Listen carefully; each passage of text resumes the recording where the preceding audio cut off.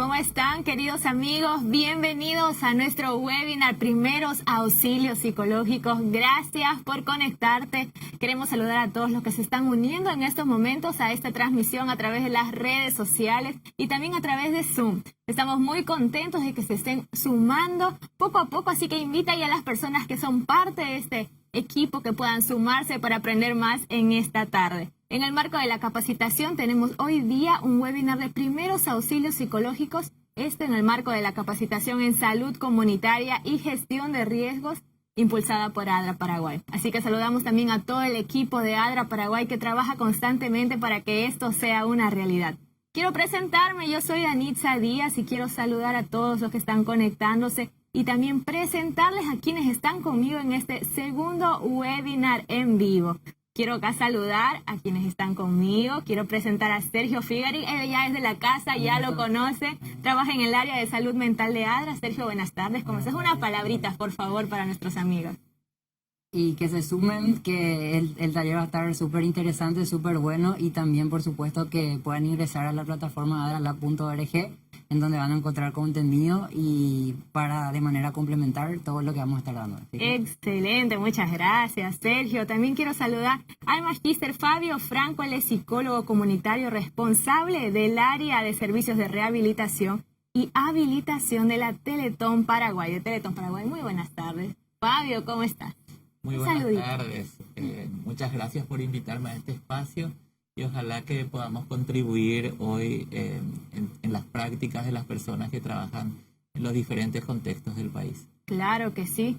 Vos sabés que él es docente universitario con vasta experiencia en trabajo comunitario y derechos de la niñez y adolescencia y hoy nos vas a compartir de tu experiencia, ayudas ahí en primeros auxilios psicológicos. Queremos también saludar a los referentes de las unidades en salud familiar que nos acompañan, los educadores y equipo técnico del Ministerio de la Niñez y la Adolescencia, al personal de los diferentes ministerios que también están con nosotros, academias y organizaciones amigas que nos acompañan. Gracias por estar conectados. No se olviden, queridos, que más adelante tendremos una sección de preguntas que serán respondidas en vivo, así que ahí nos alistamos para responder a nuestros amigos y los invitamos a que puedan escribir sus preguntas, sus inquietudes o también quizás sus aportes, ¿verdad?, que puedan hacer y sumar a que la información sea enriquecida. Vamos a continuar y quiero contarte que ADRA Lab no solo tiene contenido en su plataforma web, también estamos presentes en Facebook e Instagram, así que te invitamos a seguir las redes sociales.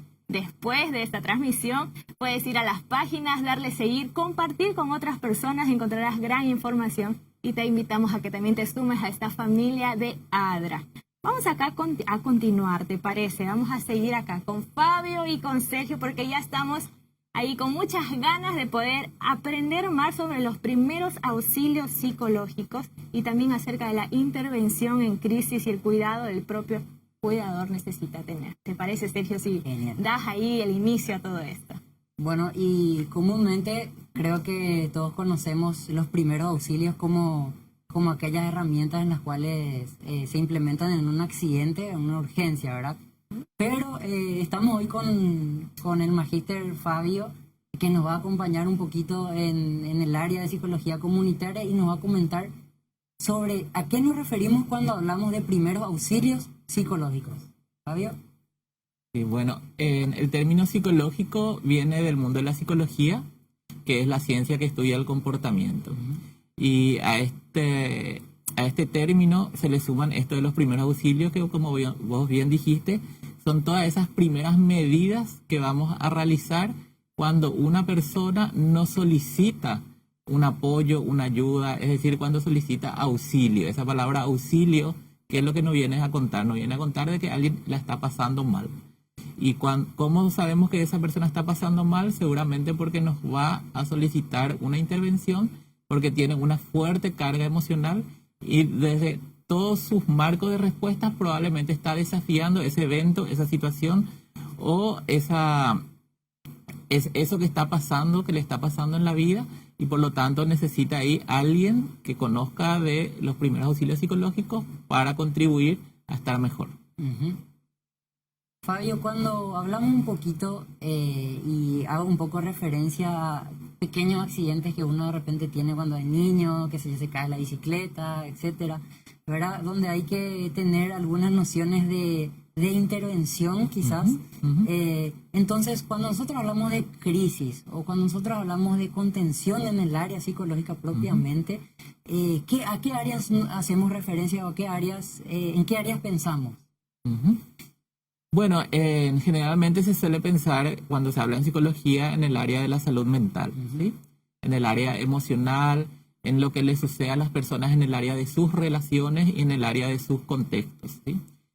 La crisis acá, en este contexto, desde la perspectiva de la salud mental, se va a entender por un momento específico y sobre todo se lo va a poder interpretar con la intensidad con que vive esa persona. Yeah.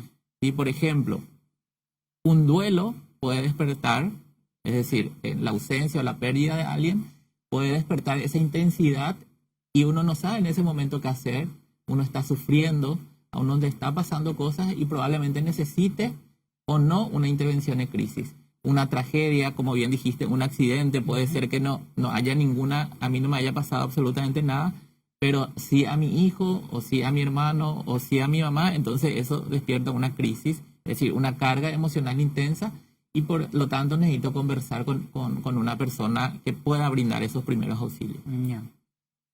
Entonces, hablemos un poquito de aquellas personas, como yo que quisiera capacitarme quizás o quisiera brindar un primer auxilio psicológico en alguna emergencia. ¿Qué debería de tener en cuenta para poder brindar efectivamente, dar esa contención que de repente alguien necesita? Sí, tiene que tener en cuenta que la persona en ese momento probablemente quiera desahogarse, es decir, contar lo que le está sucediendo, contar lo que... Y ahí tiene que tener en cuenta que tiene que escuchar de manera activa. ¿Qué significa eso? Escuchar sin juzgar. No decirle si hizo bien o si hizo mal, sino que escucharla. También es bueno escuchar siempre qué respuesta está dando la persona, porque todos nosotros respondemos. Todo lo que hacemos es una respuesta frente a una situación. Y en un contexto probablemente donde nos sintamos muy vulnerables o nos sintamos muy mal, también brindamos respuesta. Entonces la escucha activa es una parte muy importante. Después de esa escucha activa donde la persona ya se desahogó, donde nos contó las cosas que hizo, es importante ver y escuchar y preguntar sobre qué recursos tiene esa persona para que en ese momento pueda dar un siguiente paso, que es tal vez buscar alguna solución o tal vez saber con quién continuar esta conversación, que no siempre es con la persona que brinda los primeros auxilios psicológicos. Entonces siempre es importante preguntar sobre, por ejemplo, sus relaciones, quién más sabe de esto, con quién podés compartir. Por ejemplo, es importante preguntar sobre si está sintiendo algo a nivel físico. Es importante preguntar porque las personas pueden tener insomnio, pueden tener un fuerte dolor de cabeza. También uno puede preguntar sobre qué está pensando al respecto o cómo le afecta eso. Entonces nosotros empezamos a ver su marco de creencias para ver también desde ahí qué recursos tiene para continuar o seguir su vida, porque generalmente las crisis, una de las características es que viene a irrumpir tu cotidianidad, viene a irrumpir ese marco de futuro que uno tiene todos los días en el marco de su rutina, cosas que quiere hacer, y la crisis viene a irrumpir eso. Como mi historia de alguna manera se queda detenida, sobre todo cuando hay una tragedia, una emergencia. Ya. Importante tener en cuenta entonces estos factores a la hora de contener o hablar con una persona. Lo que dijo Fabio recién, no juzgar, ¿verdad? Mirar un poco el evento, pensar un poco en la situación. Y escuchamos mucho esta frase que es ponerse el zapato de los demás, ¿verdad? Poder quizás intentar entender por lo que está pasando a esa persona. Y si uno quizás no tiene esos recursos o no puede brindarle esa contención en ese momento, como bien dijo Fabio también, que pueda identificar con quién podría ser, quién sería su persona más cercana, con la cual se siente referenciada, con la cual se siente más segura, más confianza, ¿verdad? Yo sé que por ahí todos nuestros seguidores y las personas que nos están siguiendo también van a poder identificar ese momento en el cual buscaron y confiaron a quién contarle eso que de repente no podían hacer frente o quizás contener en ese momento. Y hablemos un poco, Fabio, ahora en este contexto, ¿verdad? Si bien hablamos un poco de qué son los primeros auxilios, ¿verdad? Cómo más o menos se puede implementar o hacer, quiénes podrían hacerlo. Hablemos un poco en este contexto virtual también, un poco de este contexto médico que estamos teniendo, ¿verdad? Donde hay varios agentes en emergencia, hay docentes en emergencia, donde quizás entraron en una crisis, quizás muchos familiares, quizás también médicos. Entonces, esto es algo que como que nos toca hoy a todos, ¿verdad? Entonces, ¿cómo podríamos un poco ir pensando en esas contenciones, ¿verdad? Y con quiénes podríamos acudir, cómo podríamos fortalecernos entre nosotros y quizás también inversando para que cada uno pueda implementarlo en el lugar donde se encuentre, ya sea médicos, ya sea profesores, padres, referentes comunitarios, en general. Ya. Bueno, uno puede pensar en la comunidad concreta en donde está trabajando, puede ser una comunidad educativa o puede ser un territorio social, puede ser una unidad de salud familiar, puede ser un hospital. Y ahí siempre es importante, en el marco de la promoción y la prevención de la salud mental, pensar con quién podemos hacer un equipo. ¿Quién puede ser en este momento un equipo para trabajar este tema? Porque sabemos que estamos viviendo situaciones difíciles y sabemos que esas situaciones van a continuar. Por ejemplo, estamos viviendo mucho duelo, muchos procesos de duelo. La gente se enferma, la gente se interna, la gente también fallece. Y ahí hay un elemento que tiene que ver con los factores de riesgo y los factores protectores. Por ejemplo, con este tema de que la gente está falleciendo. Y en un contexto educativo, por ejemplo, si yo soy docente y veo que falleció o el abuelo o el tío o la mamá de algún niño que estoy acompañando, ¿qué hago? ¿Qué herramientas tengo? Bueno, es importante en trabajar desde la institución educativa o cualquier otra institución el equipo de trabajo que pueda acompañar eso. ¿Cuáles son nuestros factores de riesgo y cuáles son nuestros factores protectores? Factores de riesgo es todo aquello que nos impide hacer algo o que va a actuar como algo peligroso. Por ejemplo, en nuestra cultura no es muy común hablar de la muerte, es algo como que le esquivamos, no es tan fácil, más todavía con los niños, ¿cómo le explicamos? Ese es un factor de riesgo. Un factor protector puede ser que nuestra cultura sí tiene elementos para trabajar el duelo, ¿verdad? Que tiene que ver con el significado probablemente religioso, es decir, esto le va a pasar, esto no lo... Entonces hay que mezclar esos dos elementos para poder hacer una acción. Entonces, si yo veo que hay personas que están falleciendo y trabajo en equipo y puedo trabajar y puedo ver de qué manera podemos conversar sobre eso. Porque lo primero es conversar sobre lo que nos pasa. Si no conversamos sobre lo que nos pasa, no vamos a poder dar significado a lo que nos pasa. Y cuando no damos significado, no le podemos dar un lugar a nuestras emociones, a nuestros sentimientos. Es una cadena. Es una cadena, exactamente. Y vamos guardando. Y eso después nosotros sabemos que termina la persona siendo mucho más afectada. ¿Sí? Termina siendo afectada en sus conductas, en sus relaciones. Uno empieza a tener como irritabilidad y no sabe por qué. Pero después cuando uno habla con la persona, ve una historia que probablemente tenga que ver justamente con mucho silencio, con no sentirse escuchado, con no sentirse apoyado. Entonces, podríamos decir que va desde la información, la comunicación y luego va a nuestras emociones. Todo un ciclo para poder nosotros mejorar ese sentido. Exactamente, y nosotros podemos armar dispositivos, ¿a qué le llamo yo dispositivos? Cosas que podemos hacer concretas para hacer eso, ¿verdad? Por ejemplo, las escuelas pueden poner en la modalidad que sea, un espacio para contar lo que nos pasa o para que los niños dibujen lo que nos pasa. Para expresar. Y esa expresión ya puede servir de un espacio donde yo pueda traer mi angustia, traer mi preocupación, traer lo que me pasa. Y sí, porque a veces, es difícil hablar directamente y decir, profesora, en el caso de los docentes, ¿no? Me está pasando tal cosa en mi casa. Claro. Pero los docentes están capacitados para quizás ver por medio de las acciones de sus alumnos, la forma en la que se expresan quizás en el arte, en otras cosas, saber que quizás a ese niño le está pasando algo y poder, ya que sea, hablar con los padres o ya acercarse más estrechamente y conocer más sus emociones. Así mismo. Y hay veces que cuando los niños empiezan a expresar, no expresan únicamente lo que les pasa, sino que hace con lo que les pasa. Sí. Y ese es un nivel muy importante que las personas siempre responden. Si nosotros trabajamos bajo la idea que las personas siempre responden, vamos a poder mirar sus recursos y esa respuesta que dio un niño le puede servir para otro niño. Claro. Y así se van contando sus niveles de respuesta. Y eso es súper importante cuando trabajamos en comunidad. Las respuestas, mientras más colectivas sean, más podemos fortalecer la red de afecto, la red con quien yo cuento para contar lo que me pasa, pero sobre todo también para seguir con mi vida, porque esa es la parte más difícil. ¿Cómo seguimos después de esto? Fabio, también sobre, y lo importante que comentaste un poco de canalizar o comunicar esas emociones. Generalmente, bueno, a mí me pasaba desde pequeño quizás que siempre se escucha un dicho, ¿verdad? Que no vaya a llorar o no vaya a hacer eso, Sí. o cuestiones, los hombres principalmente, no vaya a llorar porque sos hombre, qué sé yo, o sea, hay así como un tacto de repente de bloquear cuando uno o se siente muy alegre o en este caso quizás se sienta muy triste, ¿verdad?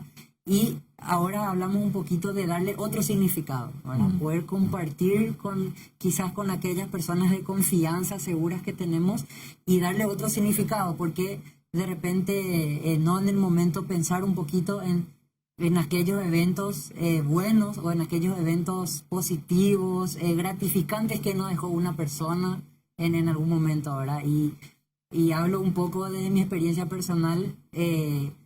Contamos una vez en una reunión familiar de los domingos, ¿verdad? Siempre tendíamos a reunirnos en familia los domingos en la casa de mi abuelo y él siempre tenía historias que contar, ¿verdad? Y si bien él ya falleció hace un tiempo, volvíamos a contar las historias que él nos contaba y eso nos daba otro significado, nos daba un poco de alegría, nos daba un poco esos recuerdos en los cuales el cómo manifestaba, cómo se reía cuando contaba y nos producía cierto bienestar también, ¿verdad? Entonces, recordando un poco eso, ¿verdad?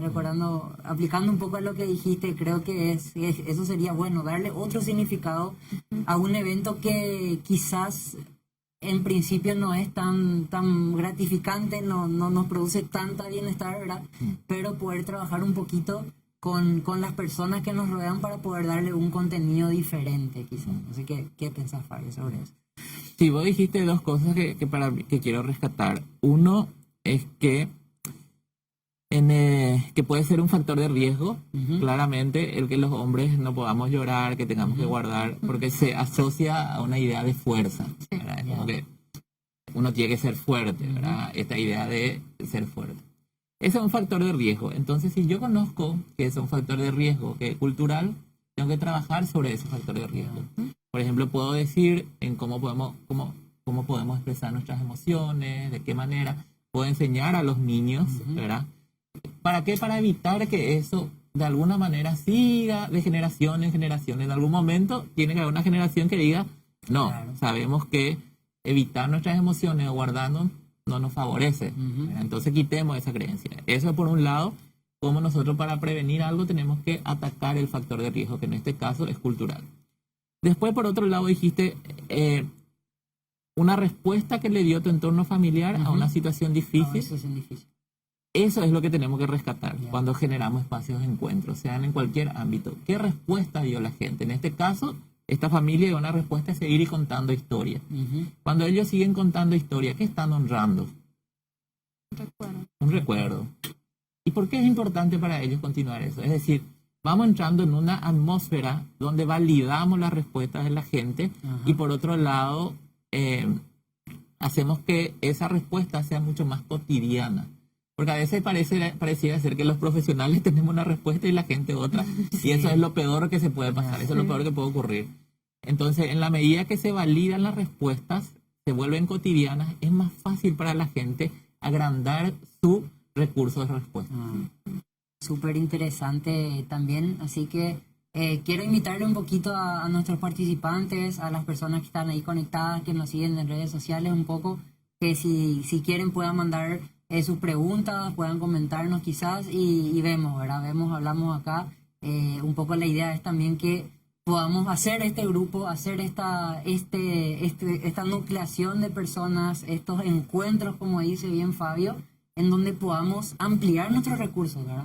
Ampliar los recursos y un poco cambiar un poco esa perspectiva que tenemos sobre a veces las situaciones de malestar que tenemos, ¿verdad? Cuando tenemos una situación un poco negativa o no placentera quizás, hoy podemos ir pensando en darle nuevos significados con nuevas personas, con agentes que nosotros consideramos importantes, con quien sintemos confianza quizás.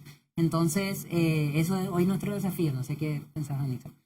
Totalmente de acuerdo y me parece súper interesante porque nosotros queremos utilizar toda esta información para ayudar a otras personas. Pero quizás en este momento, hablando acá, me pongo a analizarme a mí misma. ¿Será que yo realmente estoy aprendiendo a escucharme a mí, a expresar mis emociones? ¿Cómo vamos a querer ayudar a otros? ¿Cómo vamos a querer formar a los pequeños que van más adelante van a ser el futuro del mundo, podemos decir? ¿Cómo queremos formarles a ellos si nosotros mismos no aprendemos a expresarnos, a escucharnos o siempre decimos, no, los adultos no pueden sufrir, tienen que seguir adelante? Si no nos damos ese proceso de aceptar, de tener el duelo y de continuar más adelante, ¿verdad? Así mismo, tener el espacio. Por eso es importante también que los equipos tengan su propio espacio, ¿sí? Porque nosotros no somos personas que nos sentimos, no somos personas que estamos aislados del mundo social, no estamos aislados de las injusticias, no estamos aislados de lo que también tenemos familia, ¿verdad? Nos pasan cosas. Claro que sí. Por lo tanto, siempre es bueno pensar, y sobre todo hoy más cuando los equipos están mucho más exigidos que antes,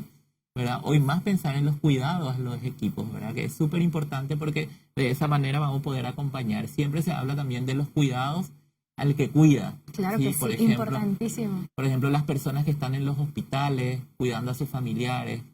Entonces, ahí hay toda una línea de trabajo también que es súper interesante. Y cuando estas líneas o estas acciones las llevamos a contextos comunitarios, ahí también hay que ver cómo ese contexto comunitario hace cosas. ¿Qué es lo que para ese contexto comunitario no va a ser extraño hacer? Por ejemplo, hay muy interesantes prácticas en las comunidades, como hay una comunidad que conozco que empezó a armar en comedores para los niños cuyos padres están ahora hospitalizados, por ejemplo. O las famosas ollas populares, cómo fueron sostén de nutrición y de la seguridad alimentaria. O sea, hay prácticas que podemos, que están ahí presentes y que hay que valorarlas, ¿verdad? Pero hablar de una situación difícil puede ser de diferentes maneras. Por ejemplo, podemos hacer un cine debate, podemos hacer un cuentacuentos, podemos hacer de distintas maneras. Por eso siempre podemos hacer que la gente pueda pintar, hacer murales, hacer graffiti, pero todo eso que podemos hacer no tiene que salir del profesional, tiene que salir de la gente, de lo que la gente quiere hacer, de lo que la gente disfruta, para que la actividad sea de disfrute también. Claro, muchas veces pensamos que porque el profesional es profesional, él se debería encargar y yo creo que se queda invisibilizado quizás o encubierto quizás a veces el sentir de lo que la gente quiere hacer un poco, ¿verdad? De las ideas que van surgiendo y bueno, eso creo que hay que ir tratando, hay que ir mejorando. Y tengo acá una pregunta de nuestro público, así que voy a hacer acá la pregunta. Dice, ¿qué características debe tener la persona que va a llevar a cabo la intervención de crisis? Ya. Bueno, eso ya tiene que ver con el perfil, ¿verdad? De las personas. Bueno, yo creo que sobre todo tiene que tener estas ganas de querer acompañar o de querer apoyar una situación difícil a una persona, ¿sí? Esto es lo primero, ¿verdad? Si yo no tengo esto que José traía, ¿verdad? Esto de poder ponerme, digamos, a disposición de un otro, tener disponibilidad para escuchar, va a ser muy difícil. Entonces ahí hay una característica muy importante. Lo otro es ganas de aprender, ¿sí? Ganas de aprender sobre el tema, ganas de aprender de la gente.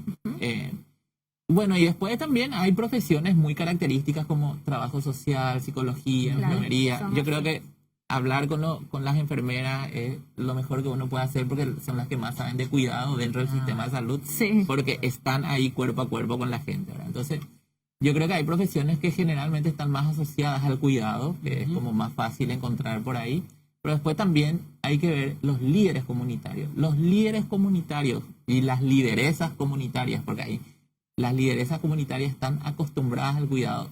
Justo ahora nosotros estamos escribiendo un artículo comunitario vinculado un poco al cuidado. Y decía una lideresa, nosotras las mujeres miramos el problema y enseguida gestionamos la solución porque estamos acostumbradas a hacer eso. Saludos a todas las mujeres. Entonces, ¿cómo podemos ese saber de las lideresas de la comunidad volcarlo a una metodología, volcarlo a una... Cuando yo hice mi tesis en la facultad, hice una experiencia que se llamaba coescucha, que era una experiencia comunitaria. Escuchar con alguien, ¿verdad? Y ahí yo aprendí muchísimo de esto, ¿verdad? Ella decía la importancia de escucharle a la persona sin juzgarle. Y eso claramente te habla de alguien que puede en algún momento poner en pausa todo lo que siente, piensa, para estar a disposición de la otra persona. La empatía. Y sobre todo de poder construir relaciones horizontales, ¿verdad? Yo no sé más que vos, ni sé menos que vos, sé diferente probablemente, eso pero es muy podemos... importante realmente. Tiene que ver una pregunta también, Fabio, que están mandando es si los primeros auxilios psicológicos necesariamente deben ser dados por un psicólogo, es decir, por un profesional de área, o pueden dar también otras personas. No, pueden dar también otras personas. Pueden dar también otras personas que se le puede entrenar, que se le puede decir, bueno, estas son las maneras, estos son los pasos, de esta manera. Yo recuerdo la primera vez que intervine con estos conocimientos era en el contexto de el incendio de Lucua Bolaños. Sí. Ahí, o sea, yo creo que siempre hay que mirar las experiencias pasadas, ¿verdad? Ahí se necesitó mucho porque toda una comunidad pasó por una situación de injusticia, por un crimen, por una tragedia. Entonces ahí, digamos, hay muchas experiencias acumuladas. Y es importante entrenarse en el tema, poder brindar contención, pero sobre todo poder pensar también con la persona y saber que yo no soy tan importante en la vida de ese desconocido, así que ahí siempre hay que preguntar quién está contigo en esto, en quién vos confías, quién más podría seguir y generar acuerdos, porque cuando uno hace intervención en crisis también evalúa el riesgo. ¿Qué significa evaluar el riesgo? Ver con qué sí puede hacer la persona y qué no, y conversar sobre eso, ¿verdad? Hay veces que una situación puede ser tan difícil que la persona está como suspendida, no puede todavía construir su futuro, no puede todavía, le es súper difícil decir, ¿cómo voy a hacer con esto que me pasó? ¿Verdad? ¿Qué le digo a mi hijo? ¿Qué le digo a mi hija? Todavía no sé qué voy a hacer, ¿verdad? Entonces ahí tenemos que hacer acuerdos a corto plazo. Mañana nuevamente voy a estar contigo, si quieres podemos seguir hablando. Pero también tiene que ser una persona que tenga esa disponibilidad de tiempo para poder hacer, porque a veces... Y no dejar en el proceso. No dejar en el proceso, exacto. Claro, también darle un poquito ese respiro quizás a la persona, tipo entender sus tiempos, entender también las pausas que se quiere dar, ¿verdad? Si hoy no necesariamente quiero hablar o me siento como para hablar, creo que es importante que la persona también tenga esa identificación un poquito y diga, bueno, si querés hablar mañana, ¿te parece mejor hablarlo mañana? Y sí, para mí es súper, súper esencial. Y sobre todo, sobre un poco lo que también ya dijiste, ¿verdad? Hablar de redes significa también hacer participar más personas, ¿verdad? Si bien quizás que hay un formato, hay algunas herramientas que usar en los primeros auxilios, yo creo que una vez socializadas esas herramientas y esos recursos, podemos ir armando más redes, ¿verdad? Eso para mí es el mejor colchón, diciendo mal de pronto, ¿verdad? Para poder atajar una situación que es propiamente accidental y de emergencia muchas veces.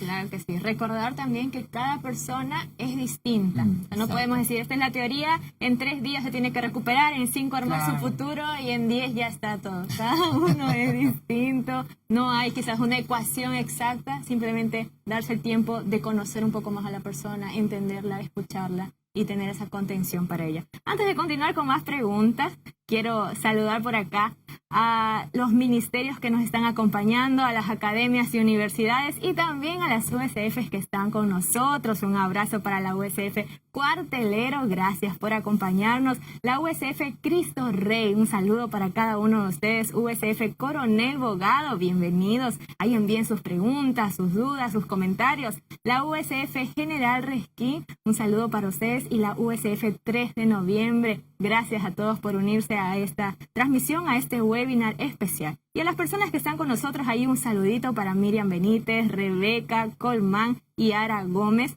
Y también Dolly Ibáñez, que están con nosotros en las redes sociales. Gracias a ustedes. Vamos a continuar porque tenemos más preguntas para querer hacerte. En este momento tengo acá una pregunta que nos llegó de las redes sociales. Dice, ¿cómo ayudar a alguien que se encierra en el yo? Yo, dice, como que todo lo que hace es para dañarle a esa persona. Eso ya creo es algo como que todo lo que pasa es para hacerme mal, para dañarme. ¿Te ha tocado alguna vez lidiar con alguna persona en esta situación? Sí, es complejo responder cuando uno no conoce la historia de la persona, Claro. ¿verdad? Voy a tratar de no ir directamente a la historia de la persona porque no la conozco y puede incluso ser irrespetuoso para la persona que está Sí. viviendo esa situación. Yo lo que creo que siempre es importante saber cuando una situación uno ve que ya no puede de alguna manera solucionarla solo o sola, es importante ver quién más puede intervenir. A veces puede intervenir, como bien decía José, nuestros vínculos más cercanos, a veces pueden intervenir otros vínculos, ¿verdad? Como por ejemplo la red formal de servicios, de instituciones, ¿verdad? Tal vez esa persona que se está encerrando mucho en ese momento podría ser que no esté confiando en expresar en ese contexto, entonces capaz que le sirve otro contexto. Pero cuando la situación se vuelve compleja, como cuando a veces, por ejemplo, en nuestra salud uno ve que hay una situación compleja, ¿a quién acude? A un profesional. A veces es más difícil saber cuándo acudir a un profesional de salud mental, Sí. porque nosotros tenemos como factor de riesgo cultural que ya nos vamos al médico o al psicólogo, al psiquiatra cuando ya estamos rotos, dañados, Sí. ¿verdad? Entonces, ¿cómo podemos irnos antes, ser más preventivos? Y ahí también es importante, sobre todo porque nombraste a las unidades de salud familiar, el rol de las unidades de salud familiar, ¿verdad? Que tienen un rol demasiado importante en las comunidades. Y cómo podemos, por ejemplo, generar espacio, generar trabajo, justamente para expresar lo que nos pasa. En habilidades, por ejemplo, en habilidades sociales, cómo podemos generar espacios para que la persona pueda mejorar sus habilidades sociales. ¿Cómo podemos, yo esta pregunta traslado a nivel territorial, cómo podemos generar espacios para que las personas, por ejemplo, puedan mejorar esas habilidades interpersonales o sociales para apoyar a sus seres queridos que en este momento están viviendo de manera difícil? Sería tan interesante eso. Dice, profe, dice también acá una pregunta, ¿cuáles serían algunos signos que nos ayuden a identificar cuando una persona quizás esté cercana o llegando a una crisis? ¿Y de qué manera podemos actuar ante esa situación? Haciendo un poquito de referencia a lo que dijiste, ¿verdad?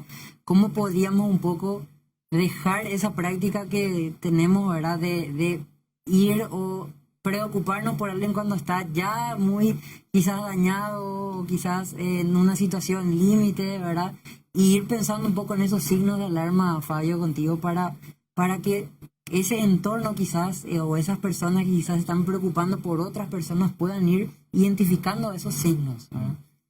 Sí, hay dos cosas. Uno es identificar en el tiempo una situación de malestar y otra es identificar la crisis, ¿verdad? Generalmente la crisis irrumpe y es muy notorio porque la persona está en shock, digamos, ¿verdad? Está así como con mucha angustia, como que la intensidad emocional es muy fuerte, ¿verdad? Y es como fácilmente, ¿verdad? O porque hay un llanto, o porque hay un silencio, un encierro, o porque incluso hay manifestaciones de rabia.